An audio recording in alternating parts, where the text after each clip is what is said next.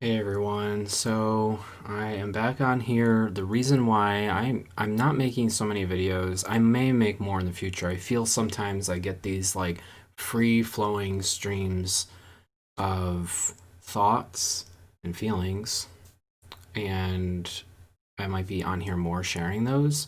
Um, just making sure, did I have like it was sorry, I had chocolate earlier, so I didn't properly see if I wiped it all off. So, anyway, I'm on here on this channel to just give my point of view on spirituality, reality, the world, myself. Um, so I'm still figuring that out. The main purpose, I really wanted to keep this a very positive channel, so I was starting to put out subliminals, the subliminal affirmations. I have a few up. I have one I'm working on that'll be up soon. And honestly, those are just so powerful for me personally. It could be because they are personalized to me, and I'm just really, this channel is just to share my own what's working for me and what I enjoy, and I hopefully that it'll help other people too as it's helping me. So maybe that's why it's so powerful. Um, I wanted to make my own subliminals because I just have trust issues with those people on YouTube all over, and when you're dealing with subliminals, so I try to be, upfront. Um, I put in the description, what they are, and I don't do the subliminals low enough where if you really try to hear the words, you could still hear them. Of course, the point of the subliminals is that you consciously should not be able to make out the words. So if you're using those, just you can, if it's too loud, you can always just lower the volume. I've even considered making separate videos where it's just the voice on there, the voice track, and no music, no imagery or anything, because you could. It worked for me doing it this way, just having that voice and then having it low enough and just like watching TV in the background, or you could probably put on some non-lyrical music.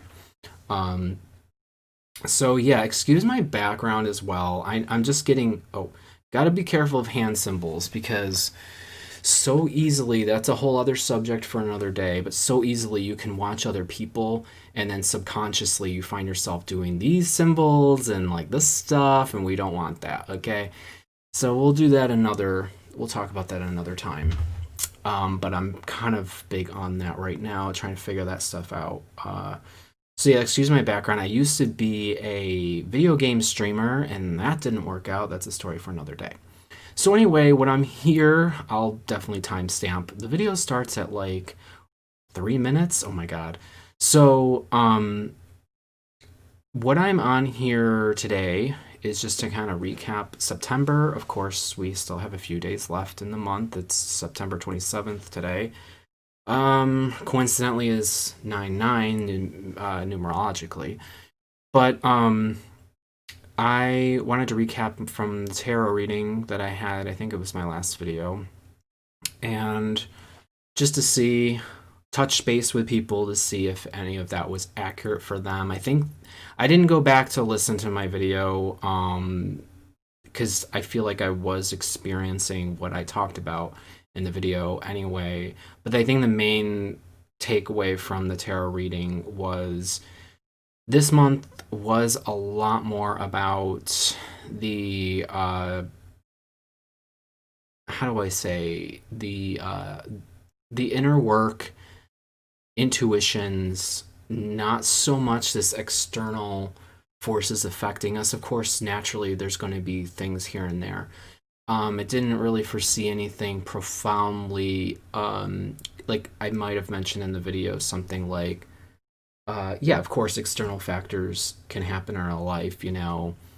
A few months ago, I had an emergency surgery, so like those type of things. So the cards didn't really see any of that. I'm gonna knock on wood. I'm superstitious with knocking on wood on certain things. Um, so yeah, it was just a profound like reading that the cards kept pointing towards this. this inner knowing, the inner your inner child work, very in intuitions. So I read that as like this energy. If you worked with it for the month of September, you would find um, like the certain thoughts and feelings that were going to be profound enough that were going to take you in a direction, a path. I'm not really good at articulating this, but I just wanted to say I feel like it very much pertains to what I experienced. So if it didn't for you, let me know. Um, if you didn't, what was interesting is when I did that reading, I want to say it was like the 3rd of September.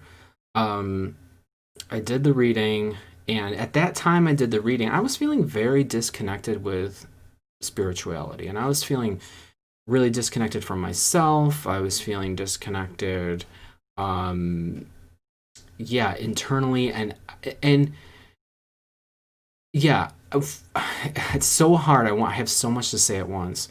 But I would say the month of July for me, and a little bit into August, around the 8/8 Lionsgate, if you want to call it that, around that time period. So through the month of July and the beginning of August for me was like profoundly awakening. I think the catalyst was that surgery I had back in the beginning of June. Um, and that set me into a timeline, air quotes, in this direction of getting healthier, more self care, and I started listening to a YouTuber who had some nice truths, had some nice things to say about spirituality and like self work. And one of that was following your virtues, and which are like the opposites of the deadly sins.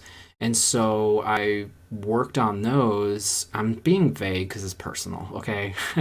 But by the beginning of August, I was feeling almost way too connected to, you could call my higher self, my soul. I was feeling way too connected to whatever that energy is.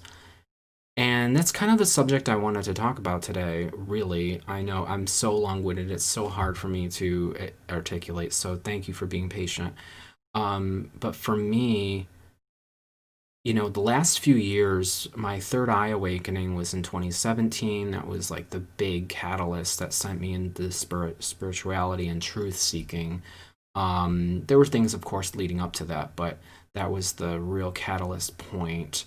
And since then, I for a long time was listening to alternate media and spiritual gurus like, well, I guess I'll name drop one person like Teal Swan or various other people. I don't want to name names, but Teal Swan's a big one.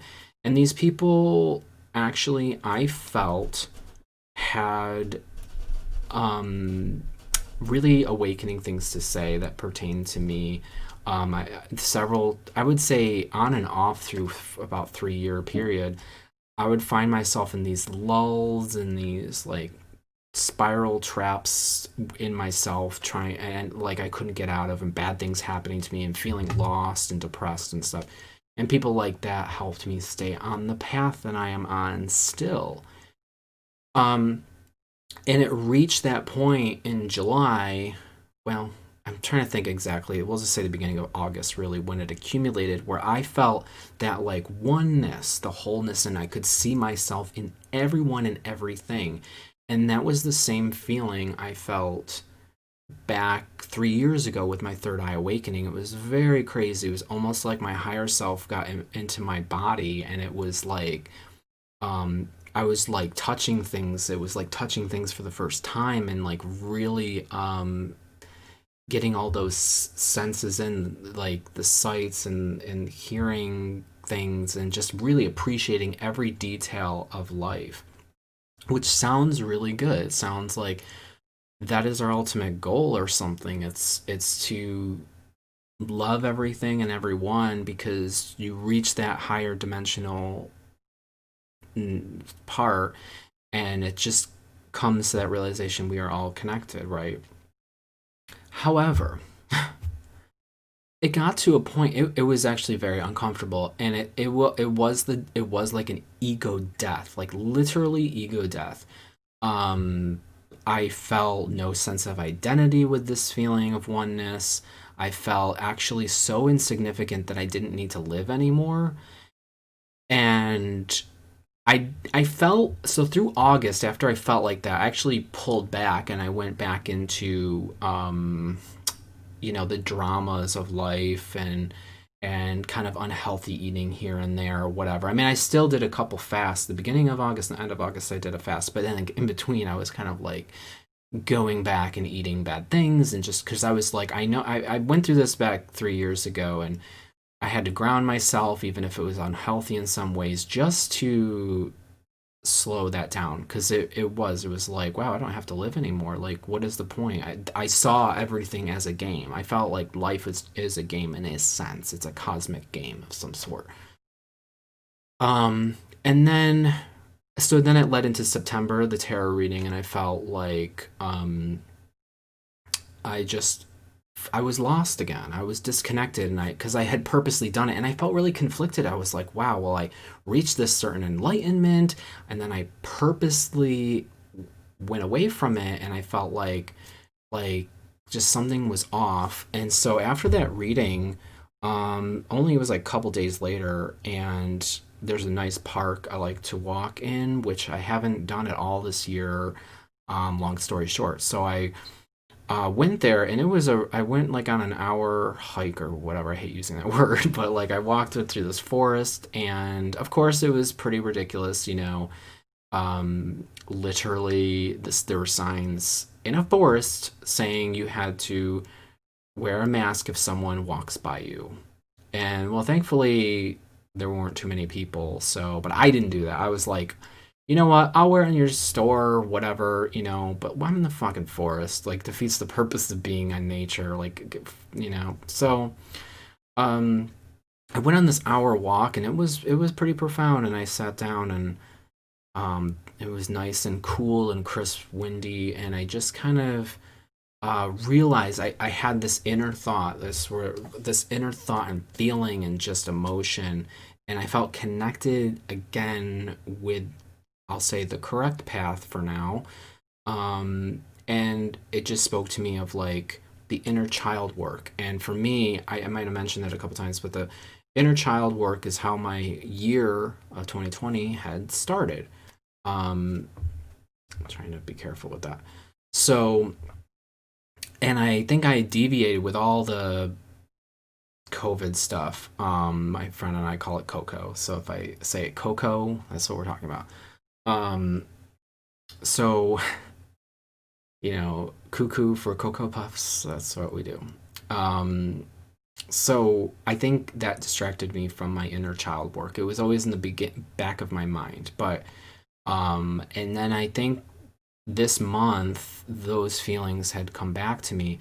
And so to wrap this up, for me, September was about getting connected and making sure to discern the difference between your path and another, that is feeling like we're, I don't want to get fearful or paranoid about it, but at this time, I always can retract if I feel like what I say in a video doesn't pertain to me anymore. I will take it down just so But at this time of this video, the big inner thought and feeling that I experienced this month is realizing just because there's alternate media and alternate, something that looks different and new and better and good, um, better than, like, traditional media, like cable and news and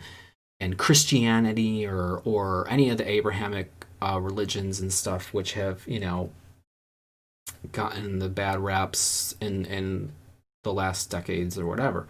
So just because we have YouTube and you got these spiritual gurus who seem to be giving you this like alternate way of expressing your spirituality, doesn't mean that it's good. And so that is what I experienced this month, is going like, no, listen to you, listen to what feels good.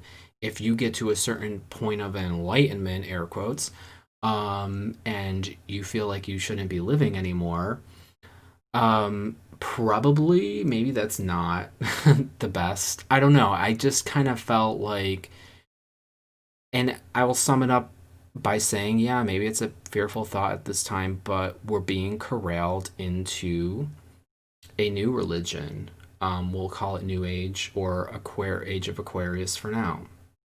This is just my thought for now. I think there's always truths in the lies, okay? Because that's the only way people will believe it. So, to keep it short, I have thought for a very long while at this point, there is a genuine spirituality, spiritual awakening that is happening with humanity.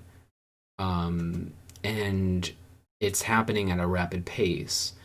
So much so that the controllers, the cabal, cannot necessarily keep up with it. Um, they can't keep lying with the same lies anymore. And also, I think that, just a side note, I think that the truth isn't necessarily having to be revealed to us. It's coming from within. And the only thing that's changed, why we are seeing more truth, is because we have changed. We are looking at the truth within us. And if we see, I don't want to do this whole within without thing, but if we can see the darkness and bring it to light and within us, we can do that and transform that externally as well. And so I think there is this energy, we'll call it Age of Aquarius, that is happening, has happened, what have you. And the controllers are just trying to work with it. And that is why I think YouTube and that type of media and your checkmark people, are verified people, are being the spokespeople for this new age.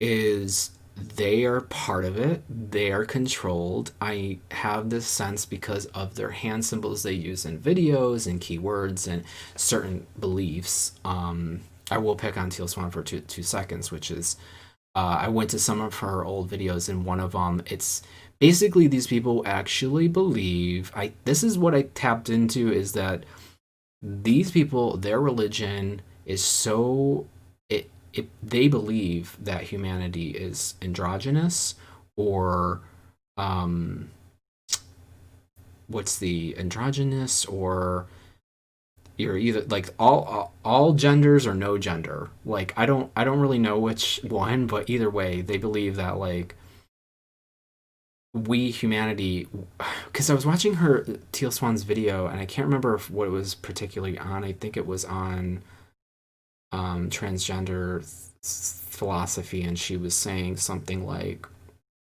um, the only reason there's binary gender of male and female is because there's a subconscious or something, uh, uncomfortableness of your gender. And I don't like, so it's like let's say you're male, so you're uncomfortable with being male. I can't think I can articulate, but nevertheless. And that was very profound, because she does say a lot of good things that speak to me, but then there's those little nuggets you find here and there with everyone, really, where you're just like, what?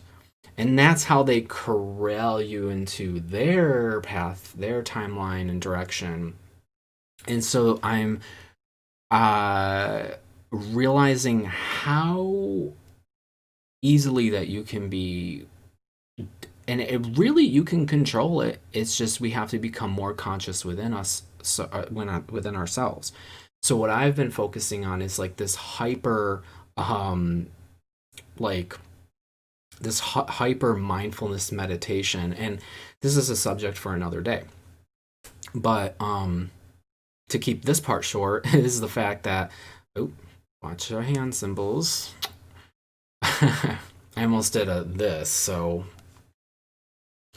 again, I have to really do a video on that, because I really don't know what's going on and why these people are obsessed with their hand symbols. If it's some kind of, it's something with the subconscious and hypnosis or power, I have no idea. Um, so I'm getting sidetracked again because I talked about that before. But yeah, I'm just talking about the oh yes. So I've been practicing this kind of like mindfulness throughout my day, and it used to be like just through the day I would kind of ground myself and be like, how am I feeling today? How am I feeling right now?